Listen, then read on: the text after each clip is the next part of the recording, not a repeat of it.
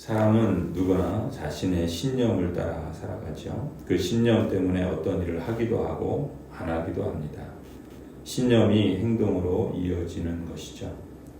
관건은 그 신념이 어디에 기초하고 있는가, 그 신념은 어디로 우리를 인도하는가라는 것이죠. 무엇보다 그 신념이 하나님의 기뻐하시는 길이고 우리에게 생명과 참된 기쁨을 가져다 주는 길인가라고 하는 것이 관건이라 할 수 있습니다. 오늘 본문에서 바리새인들과 율법학자들은 그 누구보다도 신념이 강한 사람들이었습니다. 그들의 신념은 적극적인 행동도 마다하지 않았죠. 게다가 그들은 당시 유대인들의 지도자들이었기 때문에 영향력이 큰 사람들이었습니다. 그들이 가진 신념은 그들의 말을 통해서 어느 정도 간파할 수 있죠. 30절에 이렇게 말합니다. 바리새파 사람들과 그들의 율법학자들이 예수의 제자들에게 불평하면서 말하였다. 어찌하여 당신들은 세리들과 죄인들과 어울려서 먹고 마시는 거요? 이 상황이 어떤 상황에서 한 말인가?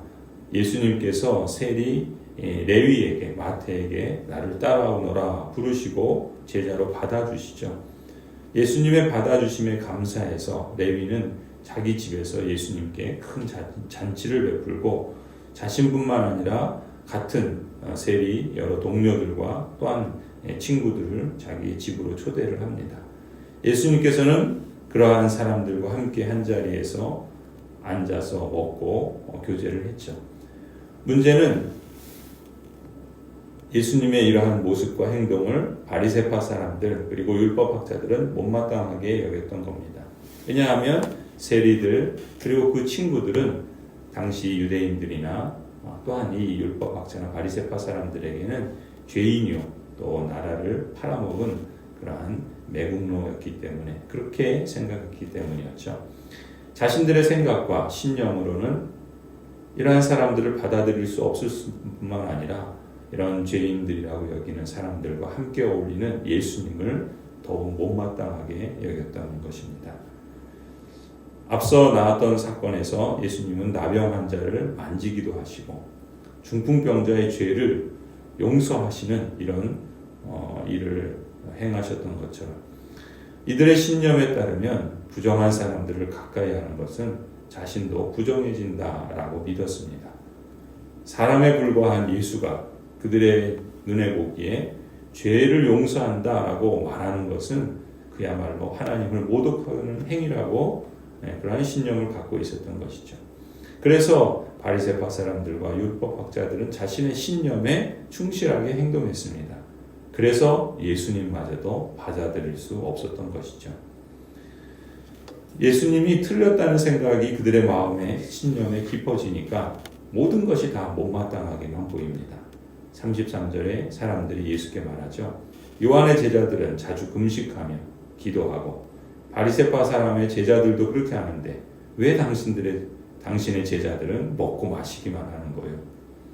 비방의 강도를 이제 좀 더 높여서 다른 사람들과 비교하는 방식으로 그렇게 말을 하죠. 비방을 위해서 비교라는 방법을 쓰는 것은 그 상대를 깎아내리려고 하는 거죠. 그리고 자신의 신념, 자신의 생각을 옳다고 정당화하는 그런 하나의 수단이 됩니다.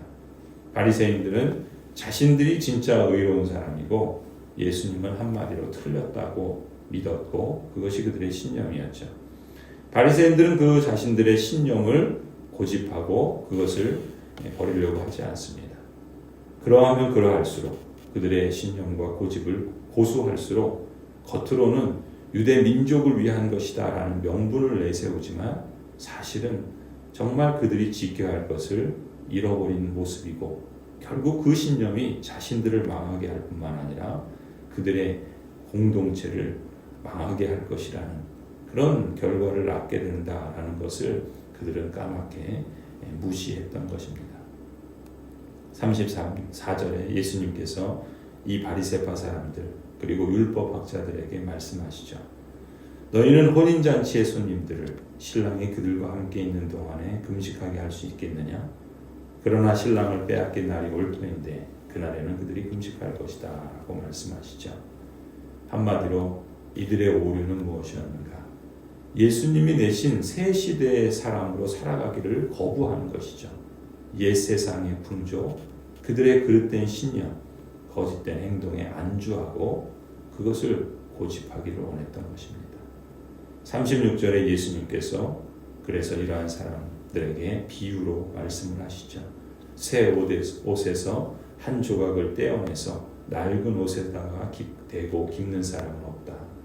그렇게 하면 그 새 옷은 찢어져서 못 쓰게 되고 또 새 옷에서 떼어난 조각도 낡은 옷에 어울리지도 않는다. 새 포도주를 낡은 가죽 부대에 넣는 사람은 없다. 그렇게 했다가 새 포도주가 그 가죽 부대를 터뜨릴 것이고 그래서 포도주도 쏟아지고 가죽 부대도 못 쓰게 되기 때문이다. 새 포도주는 새 부대에 넣어야 한다. 묵은 포도주를 마시고 나서 새 포도주를 원하는 사람은 없다.